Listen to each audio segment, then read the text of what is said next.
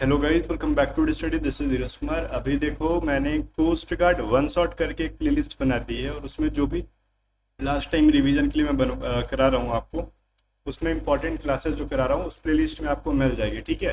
पिछली क्लास में हमने साइंस की पढ़ी थी, पीवाईक्यू सीरीज वाली 250 पीवाईक्यूज की। अभी हम लोग साइंस में, मैंने कहा था ना उसी वीडियो में कि मैं एक लेके आऊँगा 50 से 100 न्यूमेरिकल्स। 100 पॉसिबल नहीं हो पाया रात भर में। ठीक है। हमारी टीम भी थक गई करते करते। दिन भर मैंने काम कराया उनसे, अलग अलग चीज़ों पे, कॉमन एरर, बहुत सारी चीज़ों पे वर्क कराया। तो लास्ट में थक के बोलिए सर रहने दो 50। बट 50 के अंदर ही ना जितने भी इंपॉर्टेंट बेसिक न्यूमेरिकल्स हैं, हमने फार्मूला जो है उस बेस्ड पे हमने क्वेश्चन ऐड करा दिए। और मैं गारंटी देता हूँ कि मोस्टली जो न्यूमेरिकल्स आपके एग्जाम से पूछे जाते हैं इन्हीं फार्मूला के बेस पे पूछे जाएंगे, इससे ज़्यादा पे तो नहीं पूछे जाने चाहिए। ठीक है। तो चलो फिर, मैं इसकी पीडीएफ भी टेलीग्राम पे दे रहा हूँ। जैसे पिछली वाली क्लासेस जो मैंने कराई थी उसकी पीडीएफ मैंने टेलीग्राम चैनल पे दे दी थी। टेलीग्राम पे सर्च करोगे @A to Z स्टडी, आपको मिल जाएगी। और हम पीडीएफ जब दे रहे हैं ना, वो बहुत ही सही तरीके से दे रहे हैं जहाँ से आप प्रिंट करा सको। ठीक है। प्रिंटेबल फॉर्म में दे रहे हैं। अब ये स्लाइड वाइज नहीं दे रहे हैं, जैसे पीपीटी का नहीं दे रहे हैं। हम लोग वर्ड फाइल को ना पीडीएफ बना के दे रहे हैं, बहुत अच्छे तरीके से डिज़ाइन करके, जहाँ से बच्चे प्रिंट करेंगे तो उनको कम पैसे लगेंगे और हमें कोई पैसे नहीं चाहिए। इस जो यूट्यूब पे करा रहे हैं उसके लिए हम आपको फ्री पीडीएफ दे रहे हैं। ये सभी चीज़ें फ्री पीडीएफ है, आपको पैसे नहीं देने। लेकिन जो पेड पीडीएफ है वो अलग है, उसके पैसे देने। जो यूट्यूब के ऊपर मैं वन शॉट क्लासेस करा रहा हूँ उनकी पीडीएफ में फ्री करा रहा हूँ। और ये चीज़ें ना coast guard assistant commandant, coast guard नाविक, जीडीबी यांत्रिक दोनों एग्जाम्स के लिए होने वाले हैं। ठीक है। आगे बढ़ेंगे और आगे बढ़ने से पहले एक चीज़ मैं दिला दूं कि हमारी जो पेड पीडीएफ है उसके बारे में बता देता हूं कि लास्ट टाइम ये रिवीजन के लिए बहुत इंपॉर्टेंट है, बहुत ज़्यादा। इनको करने के साथ हमारी वन शॉट क्लासेस कर लोगे, नाविक, जीडीबी यांत्रिक और कोस्ट गार्ड सबके लिए है, कर लोगे तो बहुत ज़्यादा हेल्प मिलेगी। साइंस की देखो हमारे पास है, हमने टॉप चैप्टर वाइज बना रखे हैं, कंप्यूटर के भी क्वेश्चन ऐड कर रखे हैं, जैसे इसमें बाइलिंगुअल क्वेश्चन होंगे। ठीक है। इसके अलावा हमारे जीके की ई बुक है, ये असिस्टेंट कमांडेंट के लिए है। ऐसे ही जीके सारथी नाविक की अलग पीडीएफ है, इसमें हिंदी में ऊपर है, नीचे इंग्लिश में है, देख सकते हो जितने भी क्वेश्चंस हैं। वैसे हमने इंग्लिश वोकैब की बना रखी है, इंग्लिश ग्रामर प्रैक्टिस की बना रखी है। सभी चीज़ें जो है हमने, देखो वोकैब हमने कुछ इस तरीके से दे रखा है, प्रैक्टिस के क्वेश्चंस विद सॉल्यूशन इस तरीके से दे रखा है। फिर उस तरीके से मैथ की भी क्वेश्चन है हमारे पास विद सॉल्यूशन, एंड रीजनिंग की भी है विद सॉल्यूशन। तो सारे पीडीएफ को बाय करने के लिए ना हमारी टीम से आप व्हाट्सअप करोगे 7279047787 एंड पीडीएफ को लास्ट टाइम में बाय करके ना प्रैक्टिस करके ही जाना। मैं बोलता हूँ ना कि 100% आपको मार्क्स बूस्ट होंगे। लास्ट टाइम में आपको मार्क्स अगर बूस्ट करना है तो पीडीएफ को प्रैक्टिस कर लो, अगर एक बार कॉन्सेप्ट पढ़े हो तो। मैं गारंटी देता हूँ कि इतने चीज़ों को करने के बाद आपके मार्क्स बूस्ट हो जाएंगे मॉक टेस्ट के अंदर। एग्जाम में तो कहो ही मत, मॉक टेस्ट में ज़्यादा आने लगेंगे तो एग्जाम में आएंगे ही आएंगे। चलो, अभी जो न्यूमेरिकल्स करेंगे ना वो डेटा नहीं याद रखना है कि सर आपने 10 kg लिखा था, यहाँ पे 5 मीटर पर KG, sorry 5 metre per second लिखा है तो एग्जाम में ये नहीं आया। डेटा में भी डिफरेंट, ठीक है, डेटा डिफरेंट हो सकता है, बट जो आपके कॉन्सेप्ट होने वाले हैं, कॉन्सेप्ट पे फोकस करना। जो यहाँ पे फॉर्मूला यूज हो रहे हैं उन पे फोकस करना, आपको फॉर्मूला रखने हैं। हमारे डेटा नहीं कि सर ने बोला 10 kg 5 मीटर पर सेकेंड तो ऐसा ही कुछ आएगा, नहीं। मे भी वो 15 कर दें, 5 का 4 कर दें, कुछ भी कर सकते हैं। कॉन्सेप्ट तो वही होगा ना। देखो भाई, क्या क्वेश्चन क्या है, a body of mass 10 kg is moving with a velocity of 5 metre per second, what is its kinetic energy. 10 kg द्रव्यमान वाली वस्तु जो है 5 मीटर पर सेकेंड के वेग से चल रही है तो उसकी गतिज ऊर्जा क्या होगी। काइनेटिक एनर्जी की फॉर्मूला हमने पढ़ा था कई वीडियो में, हाफ mv²। और वहीं पे आपसे पोटेंशियल एनर्जी पूछ लेता तो mgh कहते हैं हम लोग। तो ये दोनों फार्मूला फिलहाल के लिए स्टार है, कई बार एग्जाम में पूछे जाते हैं। ये दोनों फार्मूला स्टार हैं, कई बार एग्जाम में पूछे जाते हैं। तो इनको कैसे करोगे, यहाँ पे हाफ लिख दोगे 1/2। मास कितना है 10 kg तो 10 कर देने का है। वेलोसिटी कितनी है 5 तो 5 का स्क्वायर करोगे 25, तो ये मैं कटा दूंगा यहाँ से, तो 25 × 5 125 जूल। ठीक है। गतिज ऊर्जा है, एनर्जी है, तो भाई ये जूल के अंदर ही मेजर करने वाले हैं। आगे बढ़ते हैं भाई, चलो। और हम आपको पीडीएफ में भी विद एक्सप्लेनेशन ही देंगे, बट वो में भी कई एक्सप्लेनेशन आपको समझ में नहीं आएंगे कि उनकी टर्मिनोलॉजीज क्या है अगर आप वीडियो को नहीं देखोगे। अगर आप सिर्फ सोचते ना खाली हम पीडीएफ से कर लेंगे तो ये आपको कंफ्यूजन क्रिएट करेगी ज़्यादा से ज़्यादा। आपको एक बार क्लासेस देख के ही पीडीएफ को रेफर करना चाहिए। ठीक है। फिर क्या कह रहा है, यदि 20 न्यूटन बल 4 kg द्रव्यमान पर लगाया जाता है तो त्वरण कितना होगा। If a force of 20 Newton is applied on a body mass 4 kg, body of mass 4 kg, what will be the acceleration. अब देखो बोलोगे फॉर्मूला क्या लगाना ये याद नहीं आ रहा है, बट ये चीज देखो क्या दे रखा है, फोर्स दे रखा है यहाँ पे, ठीक है 20 न्यूटन का, यहाँ पे मास दे रखा है 4 kg का। अब फोर्स और मास को मिला के कोई, और हमसे एक्सेलरेशन पूछ रहा है, फोर्स मास और एक्सेलरेशन को मिला के कोई फॉर्मूला होता है क्या? तो बोलोगे हाँ सर, न्यूटन के सेकंड लॉ ऑफ मोशन से जो F is equal to mm मिलता है यही पूछ रहा है। तो बाय एक्सेलरेशन बराबर क्या हो जाएगा, फोर्स बाई मास। तो मेरे को यहीं से देख लो ना, एक्सेलरेशन बराबर फोर्स को मास से डिवाइड कर दो, तो मेरा फोर्स 20 न्यूटन का है। और ध्यान देना सारे ना, अब ये मत चेंज करना, केजी को वो में ग्राम में ये सब नहीं, जो एसआई यूनिट्स होते हैं एसआई यूनिट्स के अकॉर्डिंग ही इनको रखते हैं। एक बच्चा बोल रहा था ना एक बार वीडियो के, सर आपने ना मैथ की तरह चेंज नहीं किया, ठीक है सेकंड्स को आप घंटा में नहीं चेंज कर रहे हो। नहीं देखो, टाइम का क्या होता है एसआई यूनिट, समय का सेकंड ही होता है ना, थोड़ी घंटा और मिनट करते हैं नहीं। और वेट का क्या होता है, वेट का तो बोलोगे कुछ नहीं, उसको तो जो होता है वो केजी होता है, तो थोड़ी को ग्राम में चेंज कर लोगे, एसआई यूनिट के अकॉर्डिंग ही वो उनकी यूनिट को रखना है आपको, ठीक है। तो ये चीज़ माइंड में रखना जरूर। और मास पे कितना केजी लगा रहे हो भाई, मास कितना केजी 4 kg, तो इट मीन्स 5। अब क्या हो जाएगा, मीटर पर सेकेंड स्क्वायर। बोलोगे आपने यहाँ न्यूटन में रखा, यहाँ पे केजी में रखा, तो उसको मीटर क्यों किया? तो मैंने बोला ना कि डिस्टेंस का ऐसा यूनिट मीटर ही होता है, और टाइम का क्या होता है, सेकेंड ही होता है, ठीक है। तो कहाँ है, ऑप्शन सी में है। आगे बढ़ते हैं, नेक्स्ट क्वेश्चन देखो, मैंने एक्सप्लेन कर दिया चीज़ों को, अब फास्ट चलेंगे, ठीक है। यूनिट इनके एसआई यूनिट में ही रहेंगे, जबरदस्ती के चेंज मत करना। कह रहा है 6 ओम के प्रतिरोध में 2 एम्पियर धारा प्रवाहित होती है, तो विभवांतर कितना होगा? A current of 2 ampere flows through a resistance of 6 ohm, what is the potential difference. बोलोगे ठीक है, वो चीज़ तो नहीं समझ में आ रहा कि कौन सा फॉर्मूला यूज करना है, बट देखो रेजिस्टेंस दे रखा है 6 ओम का, ये चीज़ लिख लो। यहाँ पे मेरे एम्पियर, हम एम्पियर को किस चीज़ से डिनोट करते हैं, आई को, धारा को किस चीज़ से करते हैं, आई से, तो 2 एम्पियर का है, ठीक है। और हमसे पूछ रहा है विभवांतर कितना हो जाएगा, v की वैल्यू पूछ रहा है, तो r i v से रिलेटेड कोई फॉर्मूला होता है? बोलोगे हाँ sir, v is equal to I R होता है, यही तो फॉर्मूला हो गया। v इज इक्वल टू क्या हो गया, 6 इंटू 2, इट मीन्स 12। अब ये 12 वोल्ट ही ना, विभवांतर पोटेंशियल डिफरेंस को हम वोल्ट में ही मेजर करते हैं। Option D is the correct answer. चलो भाई आगे देखते हैं, कह रहा देखो एक तरंगदैर्ध्य 2 मीटर है। अब इसको देखो, तरंगदैर्ध्य को मीटर में ही मेजर करते हैं, वेवलेंथ को मीटर में ही मेजर करते हैं उसके सही यूनिट, और उसकी आवृत्ति जो है ना, फ्रीक्वेंसी है 150 हर्ट्ज। उसकी स्पीड बताओ, वेलोसिटी बता दो, what will be the velocity of the wave, ठीक है। चाल बता दो क्या हो जाएगा। बोलोगे पहले तो ये बताओ फॉर्मूला क्या है, तरंगदैर्ध्य कह रहा है 2, ठीक है भाई। तरंगदैर्ध्य को क्या लिखोगे, लैम्डा से लिखोगे 2 मीटर है। और फ्रीक्वेंसी को क्या लिखते हो भाई आप, एफ से, कितनी है 150 हर्ट्ज है। पूछा है आपसे वेलोसिटी क्या हो जाएगा, तो एक फार्मूला आपको साइंस के क्लासेस के दौरान कहा था, v is equal to lambda into F होता है, या फिर f इज इक्वल टू होता है v बाई लेमडा, या फिर लेमडा इज इक्वल टू होता है v बाई एफ। ये तीनों एक ही फार्मूला है, एक यहीं से ये सभी चीज़ें पूछे गए हैं आपसे। देखो वेवलेंथ पूछेगा तो आपको ये lambda is equal to v by F करने का है। अगर आपसे फ्रीक्वेंसी पूछेगा तो v बाई लेमडा करना है, और आपसे पूछेगा वेलोसिटी तो भाई v is equal to lambda into F करना। तो तीनों एक ही, मतलब है तो एक ही फार्मूला यही, और इसी से इसको घुमा फिरा दिया जा रहा है।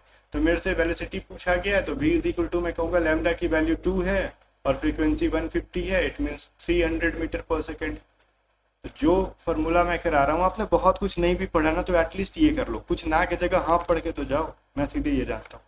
चलो आगे बढ़ते हैं, चीजें व्यर्थ नहीं चाहिए। क्या कह रहा, what will be the resistance of a wire if 24 joule of work is done in 2 second by a current of 2 ampere. ठीक है, यदि 24 जूल कार्य 2 सेकेंड में 2 एम्पियर धारा द्वारा किया जाता है तो तार का प्रतिरोध कितना होगा। बोलोगे ठीक है, वो सब तो रेसिस्टेंस कैसे निकालना है, क्या निकालना अलग चीज है। ये बताओ इसके अंदर क्या निकालना है, वो तो ठीक है ना, प्रतिरोध कितना होगा।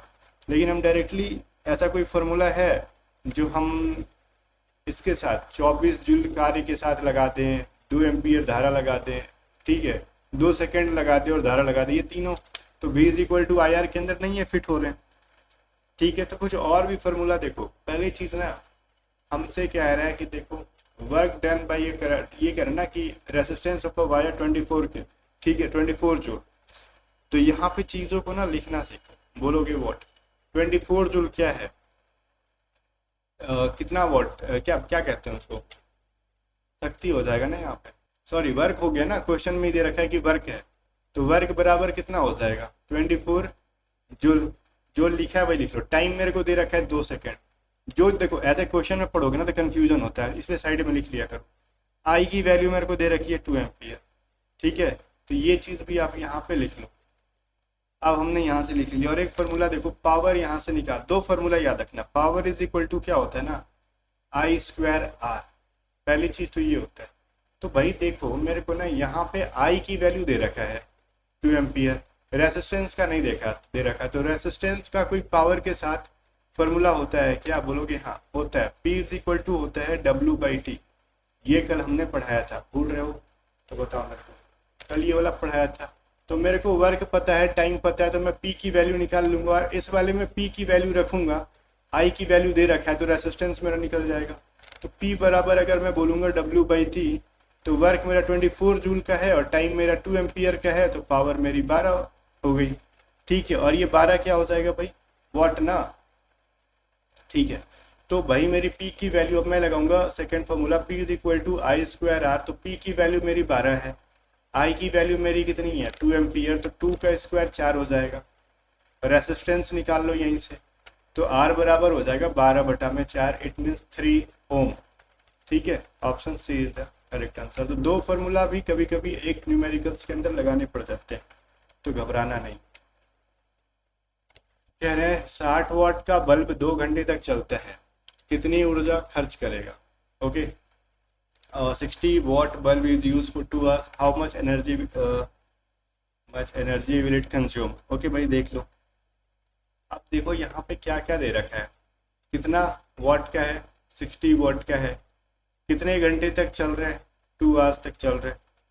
बोलोगे वो सब तो ठीक है, आप ना पूछ रहा है एनर्जी बराबर कुछ फॉर्मूला आपने पढ़ाया था, energy is equal to P into time, ठीक है। कभी भी इलेक्ट्रिसिटी की कितनी एनर्जी आप कंज्यूम कर रहे हो निकालना हो तो ये फॉर्मूला याद रखना, एनर्जी इज इक्वल टू हो जाता है P इंटू टाइम।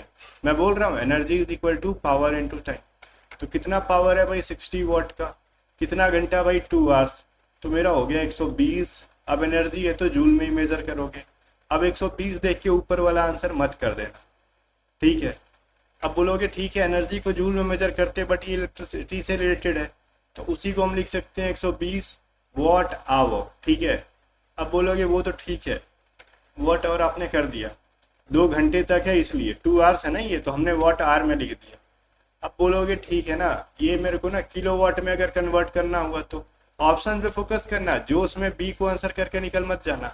क्या किलोवाट में भी ऑप्शन दे रखा है, तो सी में दे रखा है, तो अगर मैं इसको किलोवाट में कन्वर्ट करूंगा, तो मैं अगर ये 100 से सॉरी 1000 से डिवाइड कर दूंगा तो ये किलोवाट में मिल जाएगा मेरे को, कहोगे हाँ ये 0 कट के मिल गया भाई 0.12 किलोवाट आवर।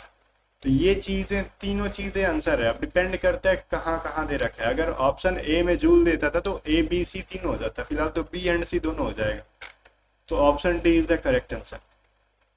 तो ज्यादा जोश में मत आके एक ही आंसर कर देना, अक्सर बच्चे कर देते हैं, ठीक है, और कहते हैं हमने तो सही किया था, कोस्ट गार्ड ने गलत कर दिया। नहीं, आपने क्वेश्चन पढ़ा नहीं था सही से।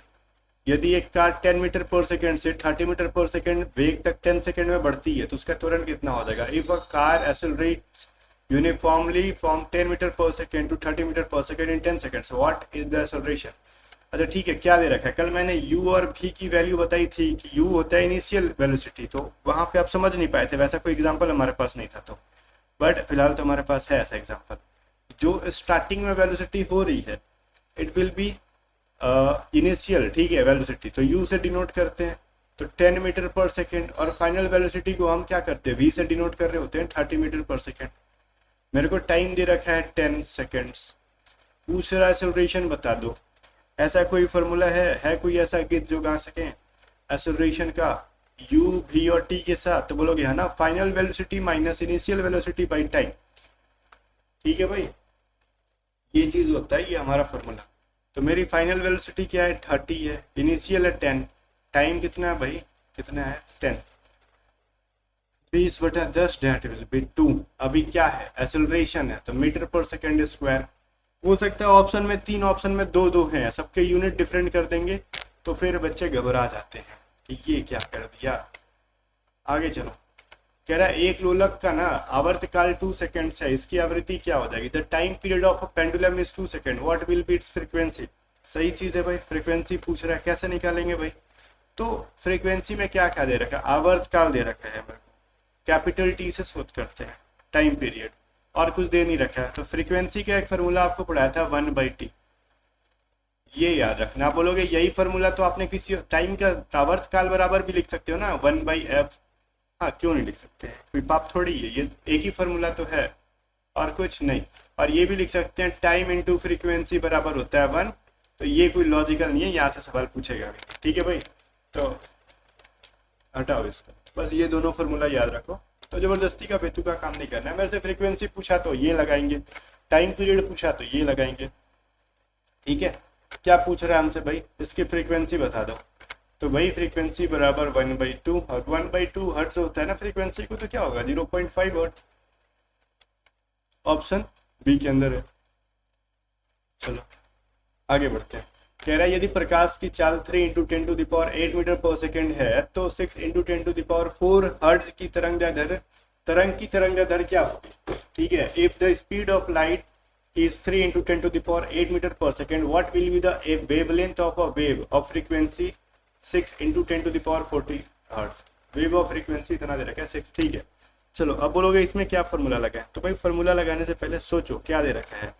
यहाँ पे प्रकाश की चाल दे रखा है, मतलब वेलोसिटी के बारे में बात कर रखा है, 3 × 10⁸ मीटर पर सेकेंड।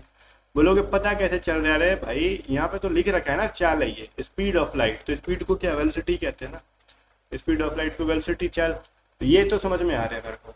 ये 6 × 10⁻14 हर्ट्ज की, अब हर्ट्ज है तो भाई क्या है, फ्रीक्वेंसी को हर्ट्ज में मेजर करते हैं, तो खुद से दिमाग लगाओ ना। फ्रीक्वेंसी बराबर कह रहा है कितना? 6 × 10⁻14 हर्ट्ज। अब कह रहा है लेमडा की वैल्यू बता दो तरंगदैर्घ्य की। तो लेमडा बराबर क्या बोला था? बोला आपने शायद पढ़ाया कि, मेरे को याद नहीं आ रहा मैंने पढ़ाया कि नहीं, ऐसा क्वेश्चन चेक कर लो क्या, मैंने शायद पढ़ाया है ना लेमडा वाला। ये देखो b = λ × f पढ़ाया था ना, तो वहीं से जो भी पूछ रहा है उसका निकाल, पढ़ाया है मैंने। मेरे को डाउट था कि मैंने पढ़ाया है कि यही है ना। हाँ, तो क्या पूछ रहा तरंगदैर्घ्य? तो मेरे से ना ये लेमडा की वैल्यू पूछ रहा है। तो v = मैंने क्या पढ़ाया था आपको? λ × f। तो मेरे से तो पूछा है तरंगदैर्घ्य, तो मैं लेमडा बराबर क्या कर सकता हूँ? v = f, ये मैं कर सकता हूँ, मेरे को यहाँ से जरूरत है। तो लेमडा बराबर हो जाएगा मेरा, मैंने एक काम करता हूँ, ये चीज़ें फार्मूला को इधर लिखता हूँ बिकॉज ये कैलकुलेटिव होने वाला थोड़ा सा, तो स्पेस चाहिए मेरे को। ठीक है, क्या पूछा है भाई यहाँ से? लेमडा। तो लेमडा की फार्मूला क्या हो जाएगी मेरी, बताओ? Velocity by frequency. तो भाई देखो मेरी वेलोसिटी है 3 × 10⁸ मीटर पर सेकेंड, भाड़ में गया मीटर पर सेकेंड, हटाओ, वो कैलकुलेशन करना है बाद में देख लेंगे। तरंगदैर्घ्य जो भी है ना, क्या कहते हैं उसको, वेवलेंथ को हम लोग मीटर में ही काउंट करते हैं, याद रखना। ये 10⁸ है। थोड़ी चीज़ों को साफ साफ मैं क्यों लिख रहा हूँ आपको समझ में आएगा। अभी क्या है, हमको फ्रीक्वेंसी है 6 × 10⁻14। आप बोलोगे ये 3 से तो 2 बार में कट गया भाई। अब मैं लिख सकता हूँ क्या, 1/2 इंटू, अब मेरा ये पावर जो है ना ऊपर जाएंगे, बेस दोनों का सेम है, पावर ऊपर जाके माइनस हो जाता है, 10⁸ पावर 14। ये चीज़ तो समझ में आ गया। एक कांड और करें हम लोग, हम इसको क्या लिख सकते हैं, ये वाली वैल्यू को क्या लिख सकते हैं बताओ? 0.5 लिख सकते हैं ना, 0.5। तो मैं लिख सकता हूँ ना 5/10, खुद से सोचो। और मैं लिख सकता हूँ 10⁸ - 14। अब ये मैं 10 के फॉर्म में जानबूझ के ला रहा हूँ ताकि उसको ऊपर ले जाके पावर में गेम करें। तो ये 10⁸ को हम हटाते हैं, ठीक है, तो ये हो जाएगा -6। अब मैं देखो ये 5 × 10⁻⁻6 इंटू मैं 10⁻⁻1 को ले जा रहा हूँ, ये ऊपर में पावर जाके माइनस ही होगा। तो भाई ये माइनस माइनस पावर जुड़ के हो जाएंगे 5 × 10⁻⁷ मीटर, है क्या? तो ये थोड़ी सी चीज़ों को समझना होगा। आपको पता है ना कि मान लो 10 का पावर 2 है और ये 10 का पावर 3 है, ये ऊपर जाएगा ना तो 10⁻³ हो जाता है। जब बेस दोनों का सेम है तो ये दोनों ऐड हो जाते हैं, 10⁻² - 3। अब बोलोगे ऐड कर रहे हो और कह रहे हो माइनस, अरे भाई ये माइनस में तो प्लस माइनस माइनस से ना हो जाएगा, 10⁻⁻1 होगा। बोलोगे इसको नहीं समझ में आ रहा, तो भाई सुनो, 10 का स्क्वायर को क्या लिख सकते हो? 100। 10 का क्यूब को क्या लिख सकते हो? 10 का पावर इतना। तो मैं अगर कटा दूं 2 0 0 तो 1/10 मिल रहा है, और मैं ऊपर ले जाऊंगा तो 10⁻⁻1 मिलेगा भाई। तो मिला मेरे को। तो ये कुछ भी डिफिकल्ट चीज़ नहीं है, बहुत ही मैथ की बेसिक सी चीज़ है। फालतू की परेशान मत हो जाना ये क्या कर दिया इसके अंदर। ठीक है भाई, आगे बढ़ते हैं। 10th नंबर क्वेश्चन क्या कह रहा है हमसे, यदि तरंग जो है ना 1 सेकंड में 340 मीटर चलता है, ठीक है। अब ये डेटा मत देखना कि ये ऐसा होता है वैसा होता है, जो डेटा दे रखा है उसके अकॉर्डिंग काम करना अपने को। यदि उसकी तरंग दैर्ध्य 0.85 है तो उसकी आवृत्ति क्या हो जाएगी, ये आपसे पूछा। ठीक है भाई, इंग्लिश में भी क्वेश्चन देख लो। A sound wave travels in 1 second, what is its frequency if the wavelength is 0.85 metre. इस क्वेश्चन में भाई चोटागिरी सब किया है लोग। क्या किया भाई, देखो मेरे को कह रहा है 1 सेकेंड में इतना हो सकता है, तो ये भाई बोलोगे टाइम दे रखा है। अब टाइम कहाँ दे रखा है, 1 सेकेंड में 340 मीटर चलती है तो मतलब उसकी वेलोसिटी हो जाएगी ना 340 metre per second. Simple velocity दे रखा है, उसका तरंग या दर दे रखा है 0.85। एक मतलब हो गया कि लेमडा दे रखा है 0.85। हमसे फ्रीक्वेंसी पूछ रहा है, तो फ्रीक्वेंसी बराबर होता है वेलोसिटी बाई लेमडा। तो मेरा हो जाएगा 340 बाई 0.85। बोलोगे हैं सर इसको करना मुश्किल नहीं है, कहा है मुश्किल है भाई। तो हम 85 लिखेंगे और ऊपर में 100 से मल्टीप्लाई कर देंगे। 17 से 5 बार में जाएगा और ये 17 से 20 बार में चला जाएगा, 17 दूनी 34, और ये 5 से कट के 4 बार में। तो बोले तो 400 हर्ट्ज फ्रीक्वेंसी है ना, तो हर्ट्ज में ही लिखोगे आप इसको। ऑप्शन डी, ये यूनिट बहुत इंपॉर्टेंट है भाई। हो सकता है कि ऑप्शन में 2 3 400 दे दें और यूनिट चेंज कर दें, तो फिर तो लंका लग जाएगी ना हमारे पास, अगर अपने को पता ना हो। देखो एक मशीन 10 सेकंड में 500 जूल कार्य करती है, उसकी शक्ति क्या हो जाएगी। Machine does 500 joule of work in 10 second, what is it's power. ठीक है भाई, पावर बताओ, पावर पावर पावर। तो बोलोगे पावर बराबर बोला था वर्क बाई टाइम होता है हमारा। कितना काम करती है मशीनों आई 500 जूल, कितना टाइम लेती है 10 सेकंड। तो भाई वर्क हमारा दे रखा है 500 जूल, वर्क को जूल में ही लिखते हो ना, अब तो याद हो गया ना। टाइम हो गया हमारा 10 सेकंड, तो 500/10 करके क्या मिलेगा 50, और शक्ति है ये तो वॉट में ही लिखोगे, पावर को वॉट में ही लिखते हैं 50 वॉट। आगे बढ़ते हैं, चीज़ों को ऐसे निकालेंगे हम लोग, एग्जाम में पूछेगा तो। ठीक है, ये क्वेश्चन थोड़ी सी कॉम्प्लिकेटेड होगी। 200 ग्राम पानी का तापमान जो है ना 10 डिग्री सेंटीग्रेड बढ़ाने के लिए कितनी ऊष्मा चाहिए। How much heat is required to raise the temperature of 200 gram of water by 10 centigrade. Specific heat of water is 200 joule per KG centigrade. अब देखो ये चीज़ है ना बहुत इंपॉर्टेंट है, क्वेश्चन में ध्यान देना। स्पेसिफिक हीट ऑफ वाटर दे रखेगा, क्योंकि सारी चीज़ों का स्पेसिफिक वो हीट याद रखना पॉसिबल नहीं है, तो वो उनको देना ही पड़ता है। ठीक है, जैसे कभी कभी एग्जाम में ना पाई की वैल्यू दे देता है कि ये वैल्यू लेके चले जाओ, तो भाई उस तरीके से स्पेसिफिक हीट देख के वो लोग सॉल्व कराएंगे आपसे। तो इसका फॉर्मूला एक बताता हूँ मैं। उष्मा कह रहा है हीट को, सुनो, Q से डिनोट कर रहे हैं हम लोग, M से मास को, C से इसका स्पेसिफिक हीट को, delta T rate of change, मतलब टेम्परेचर में कितना चेंज आ रहा है। डेल्टा मैं लिख दूं क्या, Q से मैं यहाँ पे हीट को कर रहा हूँ। ये सभी चीज़ें PDF में नहीं लिखी होंगी शायद, चलो करवा देंगे देने से पहले। M से मास को और C से अपना जो स्पेसिफिक हीट है ये इस चीज़ को, और ये डेल्टा T जो हो जाएगा ना, इसको क्या कह सकते हैं, चेंज इन टेम्परेचर कह दो, चेंज इन टेम्परेचर। ठीक है, ये साफ साफ पाया। ठीक है, चलो चेंज इन टेम्परेचर। कभी कभी मेरी हैंड राइटिंग इतनी सुंदर हो जाती है ना कि मैं खुद पढ़ना में असमर्थ हो जाता हूँ। ये डेल्टा T की वैल्यू समझ में आई। बोलोगे ठीक है इतनी सारी चीज़ें दी कहाँ है महाराज, आपने लिख दिया। भाई हीट तो निकालनी है अपने को। मास मेरे को दे रखा है कितना ग्राम है भाई भाई भाई भाई 200 ग्राम। फिर मेरे को स्पेसिफिक हीट छोटा क्वेश्चन में दे रखा है 4200 joule per KG degree centigrade. ठीक है, अब डेल्टा T बोलोगे कहाँ दिया रे भाई, 10 डिग्री सेंटीग्रेड बढ़ा रहे हो तो चेंज ही हो रहा है ना वो, तो 10 डिग्री सेंटीग्रेड कर लो कांड इसी फॉर्मूला पे कर लोगे। मास क्या हो जाएगा हमारा 200 ग्राम, स्पेसिफिक हीट हमारा है 4200, और क्या है डेल्टा T की वैल्यू 10 है। देखो भाई 2 दूनी 4, 4 दूनी 8। पहली बात तो 84, और इस पर कितने जीरो लगाओगे आप, कितने जीरो लगाएंगे हम लोग, ये चीज़ देखने वाली चीज़ है। कहाँ है, और कुछ दे रखा है क्या, नहीं अच्छा मैं आगे चल के बताता हूँ, ध्यान से देखो, ये ग्राम है ना, तो पहले तो दो, दो चार एक पाँच, दो, दो चार और एक पाँच। अब भाई केजी में इसको कन्वर्ट करोगे ना, इसको बताओ करोगे कि नहीं करोगे? ठीक है, वेट का क्या होता है बताओ? केजी होता है ना, तो ये 200 ग्राम को ना 1000 से डिवाइड मारना होगा मेरे को। एक दो तीन, एक दो तीन काटेंगे तो 8400। बोलोगे अभी तो आपने बोला था नहीं चेंज करना है। अरे भाई मैंने बोला था ऐसा यूनिट के अकॉर्डिंग चलना है, तो क्या वेट का, वजन का क्या ऐसा यूनिट ग्राम होता है? किलोग्राम होता है ना, केजी होता है ना, तो उसको किलोग्राम में कन्वर्ट करो, तब ना आंसर आएगा असली 8400। ठीक है, अब ये सभी चीज़ों को ध्यान देना, अदरवाइज भाई लाखों में पहुंचा दोगे डिजिट को आप। तो मैं भी ध्यान नहीं दे रहा था, ग्राम लिखा है तो ये चीज़ ध्यान रखना है। तो ग्राम को क्या करना है भाई, 200 ग्राम को केजी में कन्वर्ट करने का अपने।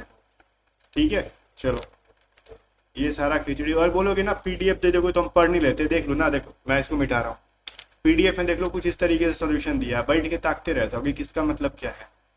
ये 2 का 0.2 कैसे कर दिया, अभी सी क्या है, डेल्टा टी क्या है। ठीक है, ये चीज़ तो यहाँ पे लिखा है, तो थोड़ी सी कंफ्यूजन होती है पीडीएफ से डायरेक्टली, तो एक बार क्लास देखना बहुत इंपॉर्टेंट है।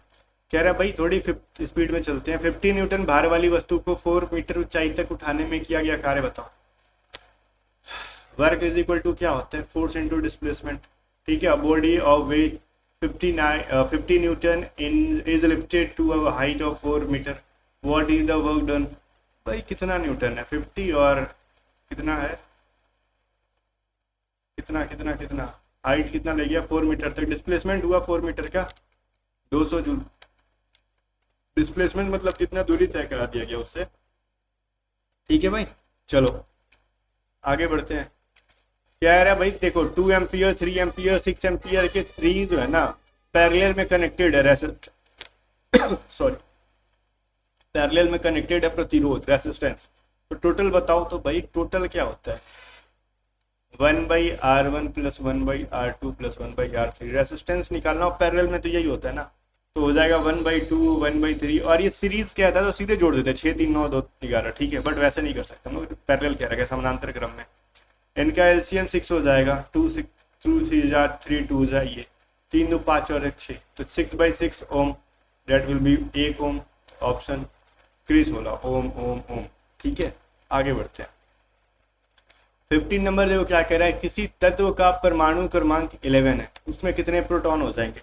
The atomic number of an element is 11, how many protons are there. भाई इसमें क्या है मैं पढ़ाऊँ आपको, प्रोटॉन्स कितने होते हैं, नंबर ऑफ प्रोटॉन बराबर क्या होता है, नंबर कह रहे हैं atomic number is equal to atomic number. Atomic number ही होता है, मैं लिख नहीं रहा हूँ यहाँ पे, समझ लो। एटॉमिक नंबर जो होता है जितने होते हैं वही तो प्रोटॉन्स की संख्या को डिनोट कर रहा है, फिर क्या ही है, जितने इसके परमाणु क्रमांक है उतने प्रोटॉन है, खत्म। Option C 11 11। देखो नीचे लिखा है atomic number is equal to number of proton, थोड़ी सी लिखने में मेहनती नहीं हूँ। आगे देखो, यदि 10 kg द्रव्यमान पर ना गुरुत्व बल 98 न्यूटन है तो जी की वैल्यू बताओ। देखो भाई क्या कह रहा है, gravitational force is 98 newton on a body of mass 10 kg, what is g. तो कुछ लोग कहेंगे ना 9.8 metre per second square sir. हाँ सर, हो गया तो ठीक है भाई, मे भी आंसर आपका सही आ जाए, बट ऐसा जो उसमें नहीं करने का अपने को कि स्मॉल जी की वैल्यू पता है तो हम निकाल देंगे। आपसे थोड़े पूछा है अर्थ पे कहाँ पे, तो ये अगर डेटा चेंज कर देगा तो फिर तो आपसे बनेगा ही नहीं, वो तो गलत हो जाता ना क्वेश्चन। 10 का 12 कर देते तो आंसर गलत हो जाता। एफ बराबर क्या होता है, एम ए होता है ना। देखो एफ बराबर एम ए होता है, लेकिन यहाँ पे एक्सेलरेशन कौन है, एक्सेलरेशन ड्यू टू ग्रेविटी है, तो एक्सेलरेशन ही है भी, तो मैं जी के फॉर्म में ले जाऊंगा उसको। तो जी बराबर हो जाएगा F/m। तो मेरा फोर्स यहाँ पे कितना है 98, वेट है हमारा, सॉरी मास है हमारा 10 kg, तो 9.8 मीटर पर सेकेंड स्क्वायर। अगर ये 12 हो जाता 13 हो जाता तो भाई डिफरेंट आंसर आ जाता ना, तो इसलिए जो उसमें ना ये मत देख लिया करो कि हमको तो याद है तो हम रख देंगे, वो अलग कंडीशन है कि आपका आंसर यहाँ पे सही हो गया स्मॉल जी की वैल्यू, बट अगर डेटा चेंज कर देता 10 न्यूटन को 20 न्यूटन कर देता तो लफड़ा हो जाता, सॉरी 10 kg को 20 kg कर देता तो आंसर कुछ अलग हो जाता। तो चीज़ों के लिए प्रिपेयर रहा करो। एक उत्तल लेंस की फोकस दूरी 25 सेंटीमीटर है तो उसकी शक्ति कितनी होती है। The focal length of convex lens is 25 centimetre, what is it's power. बोलोगे है सब जहाँ देखो वहाँ पावर के बारे में बात कर रहे हैं। ठीक है भाई, पावर बराबर क्या होता है 100/f। आप बोलोगे एफ क्या फ्रीक्वेंसी है ना, अच्छा फ्रीक्वेंसी नहीं है, या फोकल डिस्टेंस है। ठीक है ये चीज़ याद रखना, और इसको हम सेंटीमीटर में ही काउंट करेंगे फोकल डिस्टेंस को। ठीक है, आगे देखो क्या कह रहा है। फोकल डिस्टेंस को याद रखना, हमेशा सेंटीमीटर में रखेंगे। क्या कह रहा है, पावर कह रहा है ना, तो ये क्या वैल्यू दे रहा है 25 नहीं तो रखा है, मैं कहाँ मेरी ध्यान है, तो 100 में 25 कर दो ना, सीधे कहो 4 डायोप्टर। अब बोलोगे डी कहाँ से ला दी, पी पूछे थे, अरे भाई लेंस की क्षमता को, लेंस की शक्ति को डायोप्टर डी से डिनोट करते हैं ना। चलो 50 न्यूटन का बल किसी वस्तु को बल की दिशा में 3 मीटर तक खिसका सकता है। तो किया गया वर्क बताओ, वर्क बराबर क्या होता है फोर्स इंटू डिस्प्लेसमेंट, सीधे सीधे प्यार से यही चीज़ कर लो। तो फोर्स 50 का, डिस्प्लेसमेंट 3 का, तो 150 जूल का वर्क, सीधे ना, इजी है, ये फॉर्मूला तो करा रखा था। फिर कह रहा है यदि ध्वनि तरंग की आवृत्ति 500 हर्ट्ज है और चाल 340 हर्ट्ज है तो उसकी तरंग दर क्या हो जाएगी। बोलोगे ठीक है भाई, अभी तो आपने बोला लैम्डा के बारे में पूछ रखा है, तो v/f करने क्या है, वेलोसिटी हमसे कह रहा है 340 मीटर पर सेकेंड, हमसे हर्ट्ज कितना है 500 हर्ट्ज, तो 0 0 नैनो में 0 0 करके 17/25। ठीक है, 17/25 होगा ना, तब इसको मैं डिवाइड करूंगा तो क्या मिलेगा, 0 बैठा दूंगा तो 6 25 6 दूनी 12 13 14 15, तो 0.6 बार में कम से कम एटलीस्ट कटेगा। तो है क्या वैसा ऑप्शन, सी में है, तो 8 मीटर हो जाएगा। अब बैठ के कौन कटाएगा, माइंड में चीज़ों को रख लो ना कि 25 से हम इसको डिवाइड दे रहे हैं, तो एक डेसिमल के बाद 0 देंगे, तो कितने बार में 170 को पहली बार डिवाइड करेगा, बाद में क्या होगा छोड़ दो, यूनिट डिजिट, ये मतलब पहला डिजिट यूनिट डिजिट तो नहीं, मतलब कितने बार में पहली बार कट रहा है उसके अकॉर्डिंग करा लो। बाकी देख लो भाई आंसर सही है। ये चीज़ फास्ट कैलकुलेशन करनी है तो कुछ तो ट्रिक लगाने होंगे ना, कि जितना जल्दी कैलकुलेशन कैसे हो। कह रहा है यदि 12 कूलम्ब आवेश जो है ना 4 सेकेंड में बहती हैं, ठीक है, तो धारा कितनी हो जाएगी। बोलोगे ठीक है सर, एक फार्मूला आपने पढ़ाया था, I बराबर होता है Q/T, Q बराबर होता है I इंटू टी। अब यहाँ पे Q को हीट नहीं समझ लेना बाबू, ठीक है, ये आवेश को डिनोट कर रखा है, कितना चार्ज है उस पर ये डिनोट कर रहा है। देखो हर जगह फार्मूला जहाँ में I का मतलब Q का मतलब हर जगह सेम थोड़ी रहेगा। जैसे पिछली बार में Q = mc∆T बताया था, तो इसमें भी कहोगे Q का मतलब हीट तो हो गया ना, ना ना ना, चैप्टर अलग भाषा अलग, ठीक है, फार्मूला की टर्मिनोलॉजी अलग। तो हमसे पूछ क्या रहा है भाई, धारा कितनी होगी ना, तो I से निकाल लो, I की वैल्यू पूछ रहा है हमसे, तो Q क्या है 12 कूलम्ब है, टाइम कितना है 4, तो कितना एम्पियर धारा होगा 3 एम्पियर ना। चलो तो इसीलिए मैं कहता हूँ ना कि जो लोग सिर्फ पीडीएफ करते, पीडीएफ दे दो हम पढ़ लेंगे, आधी चीज़ें नहीं समझ में आने वाली उनको, फिर खिचड़ी कर देंगे और कहेंगे सर आपकी पीडीएफ काम नहीं आई। तो एक बार ये क्लासेस तो देख लेते हैं। तांबे का विशिष्ट उष्मा जो है ना 400 जूल पर केजी सेंटीग्रेड है। देखो विशिष्ट उष्मा स्पेसिफिक हीट का यूनिट देखो, बहुत इंपॉर्टेंट चीज़ है मैं जो बोल रहा हूँ, जूल केजी पर डिग्री सेंटीग्रेड, ठीक है। तो ये चीज़ मैं जो बोल रहा हूँ ध्यान से देखो, पूछ लेगा डायरेक्टली कभी एग्जाम में। 2 kg तांबे का तापमान 5 डिग्री सेंटीग्रेड बढ़ाने के लिए उसकी विशिष्ट उष्मा कितनी चाहिए। देखो भाई यहाँ पे अभी पिछली क्या बोला, हीट के बारे में पूछ रहा है ना, Q = mc∆T। भाई देखो स्पेसिफिक हीट मेरी दे रखा है 400, मास मेरा 2 kg, जो रेट ऑफ मतलब चेंज कर रहे ना, चेंज इन टेम्परेचर 5 डिग्री, तो कर लोगे 2 400 5। अब बोलोगे 2 को 100 से मतलब 1000 से डिवाइड मार सकते हैं, भाई यहाँ पे केजी में दे रखा है, वहाँ पे ग्राम था तब ना 1000 से हमने डिवाइड किया था, तो ऑलरेडी केजी में, तो काहे चेंज करेंगे। 5 2 10 और 4 पे 00 और साथ में 10 का 1 0 जूल, 4000 जूल। आगे बढ़ते हैं। 22 नंबर कह रहा है 20 मीटर ऊंचाई से पत्थर गिराया जाता है तो जमीन तक पहुंचने में कितना समय लगेगा। बोलेगा पत्थर से पूछ लेना, गिरेगा तो खुद बता देगा, या फिर वेट करो धड़ाम से आवाज करेगा। तो बात तो सही है। तो एक डिस्प्लेसमेंट बराबर होता है ना हाफ GT², एक फॉर्मूला इसे याद रखना, और ये S का मतलब होता है डिस्प्लेसमेंट, ठीक है, कितना डिस्प्लेस हुआ, कितना ऊंचाई पे गया, कितना दूर गया, बस वो चीज। तो मेरे से क्या पूछ रहा है, यहीं पे वैल्यू रख दो ना, S की वैल्यू है 20 मीटर 1/2। अब बोलोगे ना G की वैल्यू मेरे को 9.8 नहीं लेना है, क्वेश्चन में दे रखा है G की वैल्यू 10 लेने के लिए, तो मैं 10 ले लूंगा, और T² मेरे को रहने दो, तो 2 से 5 बार में कट गया और 5 से 4 बार में, T बराबर हो जाएगा √4, दैट इज 2 सेकेंड्स, ठीक है, चलो ये कुछ कुछ फॉर्मूला है, इस पे सवाल पूछा गया है तो मैंने छाट के ले आया, और क्या कर सकते हैं। मैं तो आपको दे ही सकता हूँ ना, आप बस चीज़ों को अपने तरीके से करो और कुछ नहीं। पढ़ना है पढ़ो, नहीं पढ़ना है छोड़ दो। चीज़ें डिफिकल्ट है नहीं, अगर हम 2 बार 3 बार प्रैक्टिस करेंगे तो चीज़ें हमारे लिए ईजी हो जाती हैं। बट पहले ही डर जाते हैं भाई ऐसा क्वेश्चन पूछेगा। देखो क्या कह रहा है, किसी तार का प्रतिरोध 10 ओम है, यदि 2 एम्पियर धारा 5 सेकेंड तक बहती है तो उसमें क्या है, उसमें कितनी होगी। ठीक है, the resistance of a wire is 10 ohm if current of 2 ampere flows, what is heat produced in 5 seconds। इसमें क्या लग रहा है, कौन सा फॉर्मूला लगाएंगे, माइंड काम कर रहा है, बोलोगे नहीं कर रहा है। अच्छा ठीक है, हीट बराबर क्या होता है ना, एक फॉर्मूला होता है आई स्क्वायर, यहाँ पे और क्या क्या रेसिस्टेंस दे रखा है, टाइम दे रखा है, तो आर इंटू टी करो। ठीक है, ये एक फॉर्मूला होता है, याद रखना। हीट की एक फॉर्मूला होती है H is equal to I square R T. ठीक है ना, तो ये चीज देखो, ये ऐसे निकाल लेंगे हम लोग।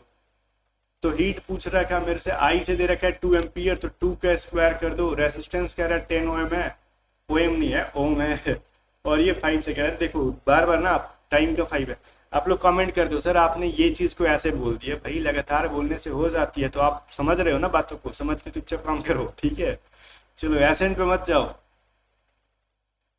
ये क्या हो जाएगा, 5 4 से 20 और एक और 0, तो 200 जूल। ठीक है, आगे बढ़ते हैं। 24 क्या कह रहा है, यदि दो 6 ओम प्रतिरोध श्रेणी क्रम में जोड़े जाए तो कुल प्रतिरोध कितना होगा। What is the equivalent resistance of 2 6 ohm resistors connected in series. भाई क्या हो जाएगा, R1 प्लस R2 ना, जब सीरीज में जोड़ रहे हैं तो सिंपली जोड़ दो, तो दोनों 6 के हैं तो 12 ओम, तो बात इसमें कुछ करना था। पिछली बार ऐसा क्वेश्चन बड़ी दे रहा था, लेकिन हाँ थोड़ा सा कॉम्प्लिकेटेड करके दे रखा था। पैरेलल वाले में 4 दे रहा था, सीरीज वाले में 2 दे रहा था, तो थोड़ा सा सीरीज का तो इजी हो जाता, पैरेलल वाले ही टाइम ले रहा था ज्यादातर बच्चों को सॉल्व करने में। क्या कह रहा है 25 नंबर सवाल, भाई देख लो। 500 केजी जो है ना की कार 20 मीटर पर सेकंड की वेग से चल रही है, तो उसका संवेग क्या हो जाएगा। ऐसा कुछ फॉर्मूला होता है, m की वैल्यू 500 है, वेलोसिटी मेरी 5 मीटर पर सेकंड है, मोमेंटम हमसे p की वैल्यू पूछ रहा है, p is equal to m भी होता है, तो 500 इंटू 5, तो संवेग बराबर क्या होता है, मास इंटू वेलोसिटी नहीं होता है, मोमेंटम इज इक्वल टू, तो निकाल लो, ठीक से नोट करते ही उसको। तो 5 इंटू 5 25 पे 00, फिर गड़बड़ कर रहे हैं हम लोग कुछ।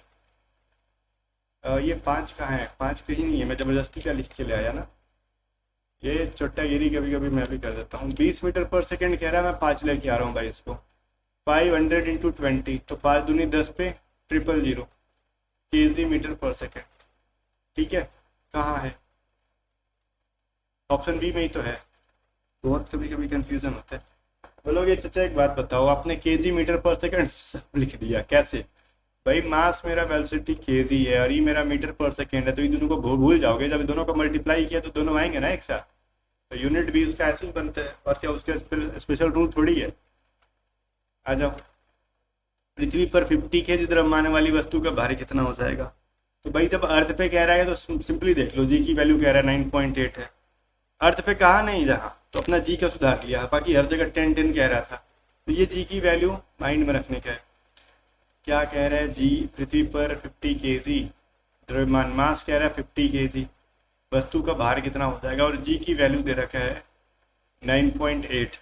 ठीक है भाई, तो यहाँ पे क्या लगता है, क्या रूल लगेगा, वेट बराबर क्या हो जाता है भाई, mg मास इंटू एक्सेलरेशन। ठीक है, तो ये फॉर्मूला भी आपको याद रखना होगा, F बराबर m होता है, वहीं से ये भी चीज़ निकल के आया है। ठीक है, तो कहते हैं ना कि कितना न्यूटन का बल लगा रहे हो, तो 20 न्यूटन का, 10 न्यूटन का, तो वही से है, वेट को भी न्यूटन में लिखते हैं ना हम लोग। ठीक है, तो क्या करें इसमें हम लोग, 50 इंटू 9.8 कर दो, तो 8 पचे 40, 9 पचे 45, 4 49, और एक और 0 इसका, और डेसिमल कट जाएगा मेरा ये, तो मेरा हो गया 490 जूल, सॉरी 490 न्यूटन, मैं भी क्या बोल देता हूँ, 490 न्यूटन हो गया। ठीक है, ऑप्शन सी हो गया। आगे बढ़ते हैं। 27 क्या कह रहा है, एक तरंग की आवृत्ति जो है ना 100 हर्ट्ज है और उसका तरंग जो है ना 3 मीटर है, उसकी चाल कितनी हो जाएगी? If a wave has a frequency of 100 hertz and wavelength of 3 metre, what is it speed? बनाओ अपने से इसको, हर चीज़ हमें थोड़ी करके देंगे, ये चीज़ तो आप खुद से भी कर सकते हो, मेरे बनाने से पहले बनाओ। वेलोसिटी पूछ रहा है, फ्रीक्वेंसी इंटू लेमडा, सिंधे वेवलेंथ 100 है हमारा फ्रीक्वेंसी और वेवलेंथ 3 है, 300 मीटर पर सेकेंड। और क्या हो गया इसमें और कुछ है सवाल? 300 हो गया ना हमारा। अब बोलोगे मीटर पर सेकेंड क्या ही लिखी हो? अरे भाई वेलोसिटी को मीटर पर सेकेंड में लिखते हैं ना, और क्या। आगे देखते हैं। यदि मोटर की शक्ति जो है ना 100 वाट है तो 1 मिनट में कितना कार्य करेगी? शक्ति से रिलेटेड और वर्क से रिलेटेड, तो P बराबर क्या होता है? W/T। तो वर्क बराबर क्या हो जाएगा? P into T. तो वही सब तो नौटंकी करा है इसमें, कुछ है क्या? वर्क पूछ ही रहे आपसे, 100 वाट का है और 1 मिनट तक चला रहे हो। भाई 1 मिनट को ना 60 से second, 1 minute is equal to 60 second, ऐसा यूनिट में ले जाओ, 6000 जूल। ठीक है, ऑप्शन डी। आगे देखते हैं 29 क्या कह रहा है, एक लेंस अनंत पर वस्तु रखने पर 40 सेंटीमीटर पर प्रतिबिंब बनाता है, उसकी फोकस दूरी कितनी हो जाएगी? A lens forms an image at 40 centimetre when object is kept at infinity, what is focal length? अब एक चीज मैं आपको समझाऊं, जब भी किसी को आप इनफिनिटी पे रखते हो ऑब्जेक्ट को, ठीक है, तो उसमें क्या हो जाएगा ना, वो चीज इमेज कहाँ पे होगा? इमेज हमेशा उसके फोकस पे ही बनता है। तो इन्फिनिटी पे रखोगे ना, और जो इमेज बन रहा है तो वही फोकल डिस्टेंस भी हो जाएगा। ठीक है, तो ये चीज़ याद रखना, इन्फिनिटी पे रख रहे हो, जितना सेंटीमीटर पे उसका इमेज बन रहा है, प्रतिबिंब बन रहा है, तो फोकस डिस्टेंस भी आपको वहीं पे बना होगा। ठीक है, तो ये हो जाएगा 40 सेंटीमीटर, ऑप्शन डी। और इसका कॉन्सेप्ट मैंने नीचे लिखा भी होगा, हाँ लेकिन लिख रखा है देखो, for object at infinity image forms at focus. Infinity पे रखने पे इमेज कहाँ पे बनता है? फोकस पे ही बनता है। तो जो भाई 40 सेंटीमीटर बन रहा है, इसका मतलब वही हमारा फोकस है। ठीक है, चलो फोकल लेंथ हमारा यही है। आगे बढ़ते हैं। यदि चालक का प्रतिरोध दोगुना कर दिया जाए तो धारा कितनी हो जाएगी? बोलोगे है चालक, इधर आओ, कहाँ जा रहे हो भाई? आई बराबर क्या होता है? V/F, सॉरी क्या मैं बोल रहा हूँ, V/R, फ्रीक्वेंसी घुसा रहा था इसके अंदर में। ठीक है भाई, देखो अगर रेसिस्टेंस दुगना करोगे तो धारा, सॉरी प्रतिरोध दुगना करोगे तो धारा कितना हो जाएगा, करंट कितना हो जाएगा? पहले तो मेरा ये था ना I is equal to V/R, तो मैं कहता हूँ ना कि इस बार ना मैं रेसिस्टेंस को दुगना करना चाहूंगा। ठीक है, प्रतिरोध को अगर मैं ये लिखूंगा ना I बराबर V/2R, तो धारा कितना हो जाएगा बताओ मेरे को? यहाँ से कुछ समझने में बन रहा है कि क्या होगा क्या नहीं होगा? तो भाई देखो धारा क्या हो गया, इसमें 2 से मतलब डिवाइड कर दिया आपने इसकी वैल्यू में। देखो पहले इसकी वैल्यू थी V/R और उसमें आपने क्या किया 1/2 कर दिया, मतलब आधा कर दिया ना। जैसे पहले कोई चीज की वैल्यू 10/2 थी, अब उसमें आप और 2 से 1/2 कर दोगे तो आधा नहीं हो जाएगा, मतलब 5 का आधा कर रहे हो 2.5। तो ऑलरेडी रेसिस्टेंस दुगना कर रहे हैं हम लोग। ठीक है, तो ये उस पूरी वैल्यू को आधा कर रहे हैं, तो हाफ कर दे रहा है ना उसको, और क्या। बाय द वे इसको आप लिख सकते हो कि दुगना करने पे ये हाफ हो जाता है, बट कैसे हो जाता है वो चीज़ मैंने आपको समझा दिया। चलो, और ये डेटा किसी काम का नहीं है, मैं एग्जाम्पल के लिए ले रहा था।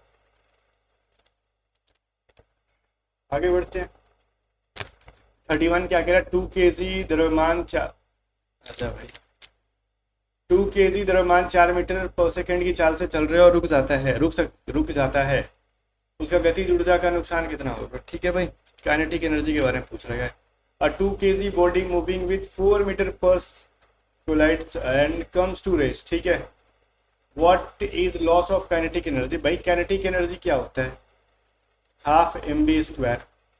भाई पहले ये चला तो कितना काइनेटिक एनर्जी लेके आया?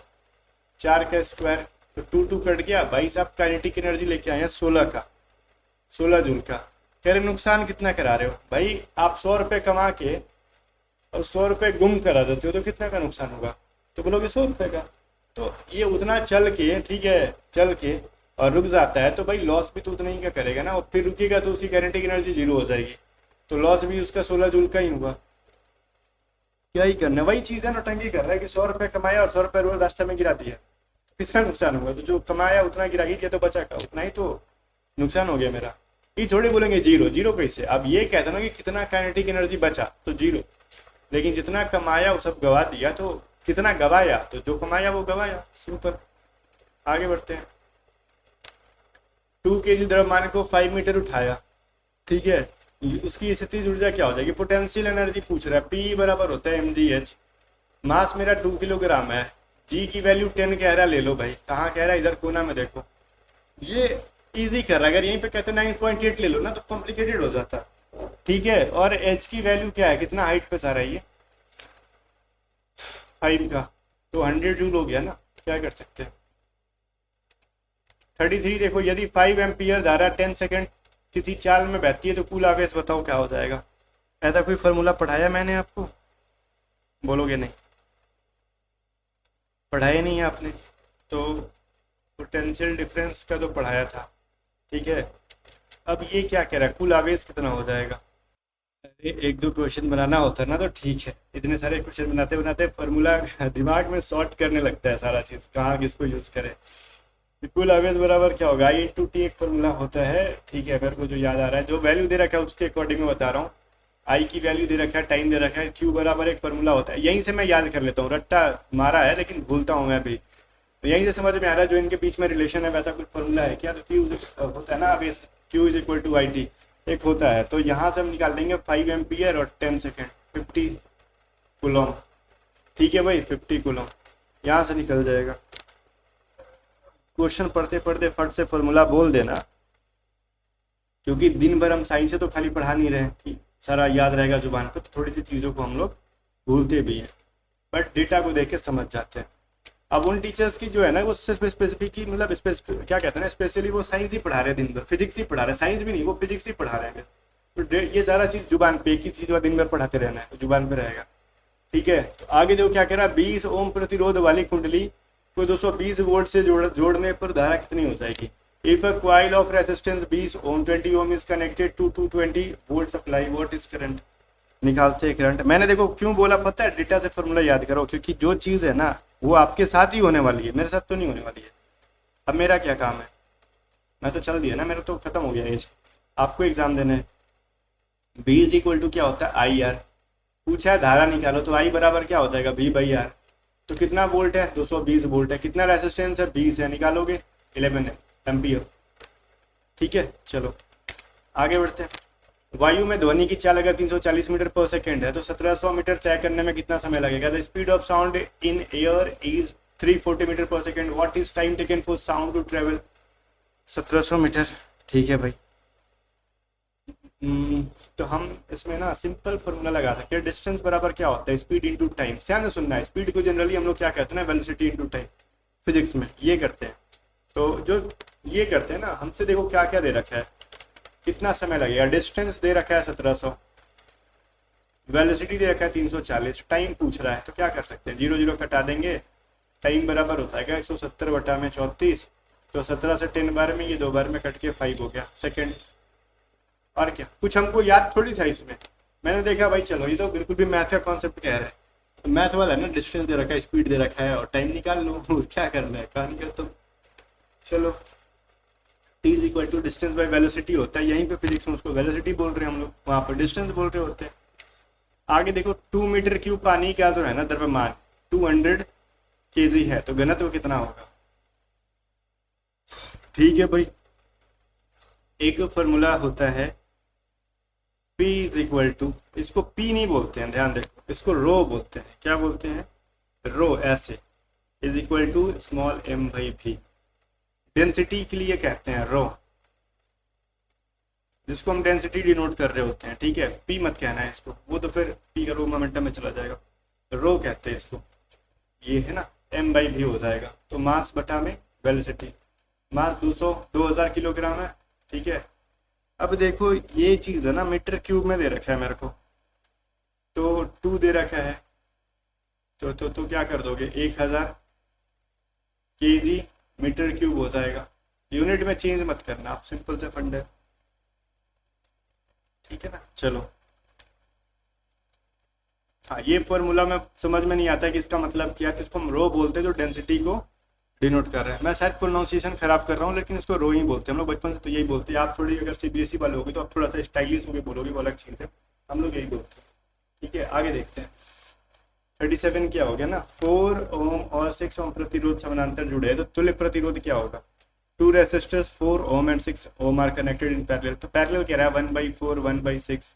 अरे इसको पता है, इसे मत करो। आपने time speed and work and time के अंदर पढ़ा ना कि A × B/A+B, दो लोग मिल के काम करेंगे, तो बस वही काम करो ना। 4 × 6 और 6 4 10, तो 24/10 मतलब 2.4 हो। ठीक है, बाकी वैसे भी करोगे तो वही होगा। देखो 12 इनका एलसीएम हो गया, 4 3 जा 6 2 जा, तो हो गया 5/12। अब मैं इसको करूँगा तो कैसे निकलेगा।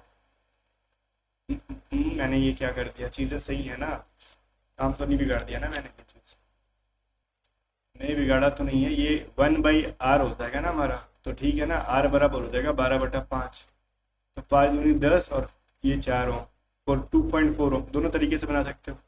ठीक है, अच्छा पहले वाले रेसिस्टेंस में मैंने 1/r लिखा था, तो शायद उसकी वैल्यू को सुधारा नहीं था, तो इसको उल्टा कर लेते हैं। पता है ना कि 1/r है, ये ऊपर जाएगा तो इधर वाली भी वैल्यू उल्टा चली जाएगी। ये तो सिंपल सा फंड है। चलो 38 क्या कह रहे हैं, 100 ओम तार में 0.5 एम्पियर धारा 2 मिनट तक बहती है, यदि उत्पन्न उष्मा कितनी हो जाएगी, बताओ कितनी हो जाएगी भाई। हीट बराबर क्या कहा था, I²RT, ये कहा था। आई की वैल्यू है 0.5 एम्पियर, तो मैं लिख सकता हूँ 5/10 को 2 बार कर दो। रेसिस्टेंस 100 ओम का है, टाइम मेरा 2 मिनट तक कह रहा भाई, 60 से गुना कर लो इनको। करोगे करोगे, 00 100 का कट गया, 6 दूनी 12 5 25, तो भाई 25 × 50 5 6 30, मतलब मेरा 30 पे 000 हो जाएगा। ठीक है ना, चलो 3 पे 000 हो जाएगा। 39 क्या कह रहा है, देखो भाई ये चीज़ इंपॉर्टेंट है, 11 ग्राम CO2 में कितने मोल होंगे, और मोलर मास यहाँ पे दे रखा है 44 ग्राम पर मोल। किस चीज़ का, कार्बन डाइऑक्साइड का मोलर मास, ये लेके चलो आप। तो कह रहा है कितने मोल होंगे, N बराबर होता है मास बटा में मोलर मास। ठीक है, मोलर द्रव्यमान जो पढ़े हो आप, तो मास मेरा 11 है, मोलर मास कह रहा है 44 लेके चलो आप, तो कह सकते हो ना 1/4, इट मीन्स 0.25 मोल। अब मोलर मास यहाँ पे देखिए, चीज़ों को इजी कर दिया इन्होंने। कार्बन डाइऑक्साइड का मोलर मास यहाँ पे दे रखा है, और मास तो आपको क्वेश्चन में दे रखा है। ठीक है, चलो 40 कह रहा है, अगर 1 मोल O2 का द्रव्यमान कितना हो जाएगा, बोलो। तो यहाँ पे मोलर मास तो दे नहीं रखा है भाई ऑक्सीजन का, तो ऑक्सीजन का मोलर मास पता है कितना होता है, बोलोगे बताओ, नहीं पता है, 16 होता है। ये याद रखना, एग्जाम में कभी दे सकता है। तो मेरे से 1 मोल है ना, तो O2 है, तो O2 तो ये 2 ऑक्सीजन है, तो मेरे को 16 + 16 करना होगा, डेट मीन्स 32 ग्राम। ठीक है, चलो मोलर मास ग्राम में डिनोट करते हैं हम लोग। कार्बन का परमाणु द्रव्यमान 12 है, 2 मोल कार्बन का परमाणु कितना हो जाएगा। अब ये क्या है ना, ये मोलर मास 12 है, क्वेश्चन में दे दिया, इजी कर दिया। तो 2 कार्बन है, तो 12 × 2 मतलब 24 ग्राम, सिंपल है। आगे देखते हैं, कह रहा है NaCl का अणुभार कितना हो जाएगा। अब इनकी जो है ना यहाँ पे दे रखी गई है, जो भी कांड है, ठीक है, जो भी है दे रखा है ऊपर से मोलर मास। तो NaCl का क्या रहा है, तो उसका 23 है, और इसका क्लोरीन का, सोडियम का 23, और इसका 35.5 है। कहीं कहीं 35.45 दे देता है, तो एक राउंड फिगर लेके चल रहे हैं हम लोग यहाँ पे, 30.55, तो हो जाएगा 5.8.5। ठीक है, चलो। और मान लो नहीं दिया रहता तो सवाल छोड़ना, मोलर मास बैठ के थोड़े याद करोगे, इतना फुर्सत है, मैथ रीजनिंग इंग्लिश छोड़ के मोलर मास इसका याद करते चले। सीधे मैं बोल रहा हूँ, स्किप करना ऐसे क्वेश्चंस को, नहीं याद आया करे तो घुस मत जाना जबरदस्ती के। अगर नाभिक के लिए हो तो फिर कुछ भी तुक्का मार देना, क्योंकि नेगेटिव नहीं है। अगर असिस्टेंट कमांडेंट के लिए हो तो भाई रिस्क मत लेना ऐसे क्वेश्चन। 20 न्यूटन बल लगाने पर, ठीक है, क्या कह रहा है सवाल, 20 न्यूटन बल लगाने पर किसी पिंड का त्वरण 4 मीटर पर सेकेंड स्क्वायर है, तो द्रव्यमान कितना हो जाएगा? भाई फोर्स बराबर एम में होता है ना हमारा, तो हमको 20 न्यूटन का लगा रहे हो, एम की वैल्यू पता नहीं है, एक्सेलरेशन 4 है, तो 4 से 5 बार में कटा दो, मास मेरा 5 kg का हो जाएगा। चलो भाई आगे बढ़ते हैं। वायु में ध्वनि की चाल 340 मीटर पर सेकेंड है, तो 680 मीटर दूर तय करने में कितना समय लगेगा? तो क्या होता है? अरे वही चीज़ है जो भी हमने पढ़ा है, डिस्टेंस बराबर स्पीड इंटू टाइम या फिर वेलोसिटी इंटू टाइम। तो 680 मीटर है और टाइम पूछ रहा है, तो वेलोसिटी 340 दे रखा है, तो ये 2 से कट जाएगा, 2 सेकेंड, और कुछ नहीं, मैथ वाला कॉन्सेप्ट यूज कर लो। फिर कह रहा है यदि एक बल्ब में 1 सेकेंड में 60 वाट शक्ति उपयोग करते हैं तो कितनी ऊर्जा खपत होगी? अब ये तो कर लोगे ना आप लोग। एनर्जी बराबर होता है पावर इंटू टाइम, ठीक है, तो पावर 60 वाट का है और 1 सेकेंड तक ले जा रहा है, तो 60 जूल की एनर्जी कंजप्शन करेगा वो। कह रहा है 2 कूलम आवेश को 12 वोल्ट विभवांतर से ले जाने में कितना कार्य किया जाएगा? तो वर्क बराबर क्या होता है भाई? Q इंटू भी, ठीक है। अब क्या है, कितने आवेश है इस पे? 2 है कूलम, विभवांतर है 12।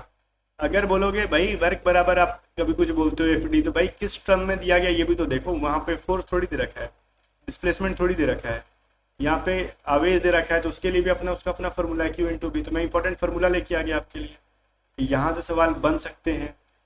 24 जूल, ठीक है। 47 में कह रहा है 1 kg द्रव्यमान की वस्तु को 10 मीटर पर सेकेंड की चाल से चल रही है, तो समय कितना हो जाएगा? तो मोमेंटम P बराबर क्या होता है? M इंटू वेलोसिटी होता है ना, मास इंटू वेलोसिटी। 1 kg है 10 मीटर पर सेकेंड के हिसाब से, तो 10 न्यूटन सेकेंड हो जाएगा, ठीक है भाई। विशाख अब देखो जो मैं बता रहा हूँ ये इंपॉर्टेंट है बहुत ज्यादा।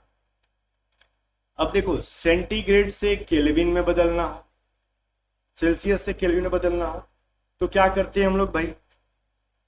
केल्विन बराबर होता है सेंटीग्रेड प्लस 273, ठीक है। सेंटीग्रेड बराबर होता है केल्विन माइनस 273, तो ये फॉर्मूला याद रखना।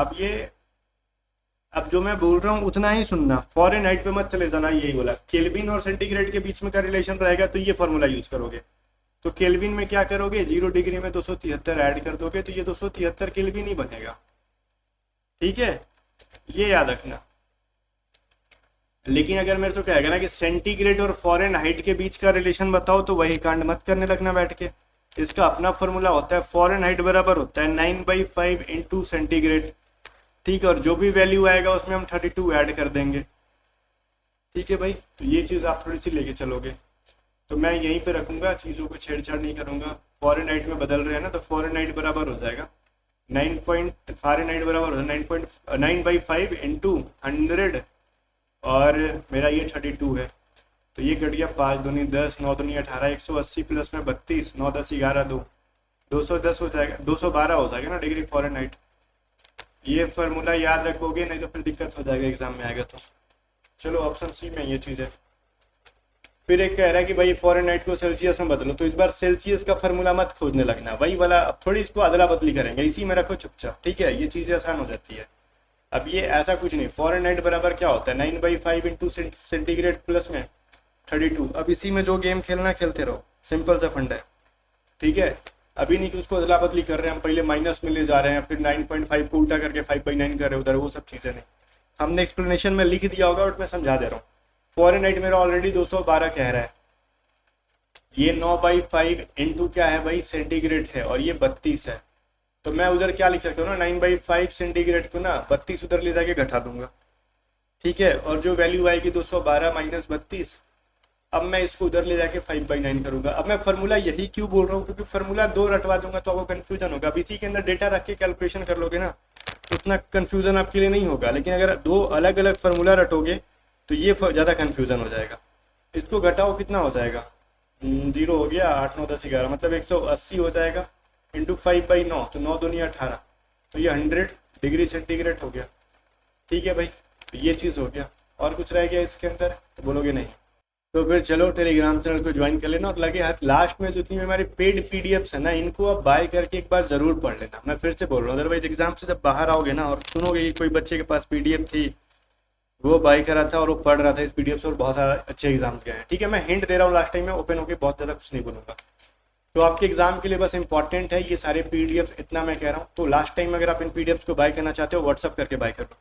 कोस्ट गार्ड नाविक की या फिर कोस्ट गार्ड असिस्टेंट कमांडेंट की मॉक टेस्ट लेना चाहते हो तो देखो, असिस्टेंट कमांडेंट की मॉक टेस्ट है full with explanation online A to Z study app पे, सिर्फ 110 रुपीज़ में। तो डाउनलोड कर लो A to Z study app.